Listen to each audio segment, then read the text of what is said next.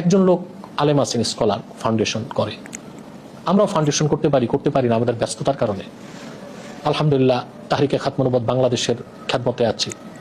সারা দেশে ওয়াজ মাহফিলে যেতে হয়, ছাত্রদেরকে হাদিস শরীফ পড়াতে হয়, দরবার শরীফের দায়িত্ব, সব মিলিয়ে আমরা যে ফাউন্ডেশন দাঁড় করিয়ে বসে যাব এই সুযোগটা আমাদের নেই। যারা ফাউন্ডেশন করেছে তাদের কিন্তু আপনি মৌলিক কাজগুলো পাবেন না। তারা কোনো মাদ্রাসায় পড়াচ্ছে না, ওয়াজ মাহফিল করতেছে না, কোনো সংগঠনের সাথে নাই। তাদের রুজি রোজগার, রুটি ডাল ভাত, তাদের চলাফেরা, গাড়ি বাড়ি সবকিছুই ফাউন্ডেশনের টাকা দিয়ে। সুপ্রিয় উপস্থিতি, আপনারা শুনলেন এনায়েতুল্লাহ আব্বাসী সাহেবের অহংকারী কথা। যারা মানুষের সেবা করে ওদের দাম আল্লাহ তাআলার কাছে অনেক গুণে বেশি। আর যাদের অন্তরে মানুষের সেবা করার নিয়ত থাকে তারা বিভিন্ন ব্যস্ততার মধ্যেও কাজ করে। আপনি কিতাব পড়ান, আপনি মাদ্রাসা শাইখুল হাদিস, আপনার মতো বহু শাইখুল হাদিস বিভিন্ন জায়গার মধ্যে অসহায় মানুষদের সহযোগিতার মধ্যে তারা সময় দিচ্ছে। আপনি ওয়াজ করেন, আপনার তো চলার মাধ্যমই হলো ওয়াজ। আপনার তো চলার উৎসই হলো ওয়াজ। আপনি ওয়াজ করলে আপনার নিজের লাভ, সেই জন্য আপনি ওয়াজকে ক্যান্সেল করে আপনি মানুষদের সেবা করতে পারেন না। আপনার মতো এরকম বহু ওয়াইজ আছে যারা ওয়াজের ফাঁক দিয়েও অসহায় মানুষদের সেবায় তারা নিয়োজিত।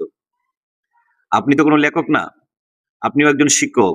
আমাদের মুফতি রেজাউল করিম আবরারও একজন শাইখুল হাদিস, একটা ইফতার বিভাগের প্রধান মুফতি, এবং রীতিমতো তিনি আলোচক এবং লেখক। এত কিছু হওয়ার পরেও তিনি বনবাসী মানুষের জন্য সেবায় নিয়োজিত। আপনি তাহরিকে খতমে নবুওয়াত চালান, আপনি তাহরিকে খতমে নবুওয়াতের কি করেন? শুধুমাত্র সারা বছরে একটি ওয়াজ করান, সম্মেলন করান। এরকম সংগঠন আমাদের এই দেশের মধ্যে অনেকেই চালা, তার মধ্যে দিয়েও তারা বনবাসী মানুষদের সেবা করে। আপনি তো সেবা করবেন কিভাবে? আপনি তো আপনার যে ফেট, সেই ফেট নিয়েই চলতে পারেন না। আপনার ফেট নিয়েই আপনি একা একা হাঁটতে পারেন না। আপনার ফেটকে আগলানোর জন্য, আপনার ফেটকে সুন্দর মতো জায়গা মতো পৌঁছানোর জন্য আপনার সাথে আরো বহু খাদেম লাগে। আপনি কিভাবে মানুষদের সেবা করবেন? তো শায়েখ আহমদুল্লাহও আপনার চেয়ে ছোট আলেম নয়। শায়েখ আহমদুল্লাহ সাহেব বাংলাদেশের মধ্যে, সারা বাংলাদেশের মধ্যে স্ট্যান্ড করার নাম্বার 1 ছাত্র। তো আপনি যে অহংকারী ভাবে বললেন যে আমরা মাদ্রাসায় পড়ানি লাগে, আমরা ওয়াজ মাহফিল করতে হয়, আমরা খতমে নবুওয়াত চালাইতে হয়, এত কিছু করে আমরা সময় পাই না। যদি কাজ করার নিয়ত থাকে, মানুষের সেবা করার নিয়ত থাকে, তাহলে অবশ্যই আপনি সময় বের করবেন। কারণ আপনি তো ওই শ্রেণীর লোক না। আপনি তো হলেন গিয়া খানকা লইয়া ব্যস্ত। আপনার মুরিদান আসবে, সেখান থেকে আপনি টাকা পাবেন, ওয়াজ করবেন, সেখান থেকে আপনি হাদিয়া পাবেন, সেগুলো দিয়ে খেয়ে পেটটা আরম্ভ করবেন। এগুলো হলো আপনার কাজ। সুতরাং শায়েখ আহমদুল্লাহ এবং আসুন্নাহ ফাউন্ডেশন নিয়ে আপনার যে চুলকানো অ্যালার্জি মার্কা কথা বক্তব্য আপনি দিয়েছেন, সেগুলি জাতি গ্রহণ করবে না। কারণ আপনাদেরকে মানুষে চিনে। আপনার মতো দ্বিমুখী মানুষ আমাদের এই বাংলাদেশের মধ্যে উল্লেখযোগ্য আপনি। সুতরাং আপনাদেরকেও মানুষে চিনে, আর শায়েখ আহমদুল্লাহ সাহেবকেও মানুষে চিনে, আসুন্নাহ ফাউন্ডেশনকেও মানুষে চিনে। আসুন্নাহ ফাউন্ডেশন শুধুমাত্র মুখ খুললেই লক্ষ লক্ষ কোটি কোটি টাকা মানুষ বিশ্বাস করেই দেয়, এবং আসুন্নাহ ফাউন্ডেশনও সেগুলো জায়গা মতো খরচ করে। আপনার মতো খেয়ে পেট মোটা করে না।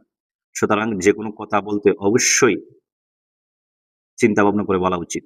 আপনি যেভাবে ইদানিং এই সংগঠন বা ফাউন্ডেশন নিয়ে কথা বলেন, বিশেষ করে শেখ আহমদুল্লাহ সাহেব এবং তার ফাউন্ডেশনকে নিয়ে, এগুলো ঠিক না।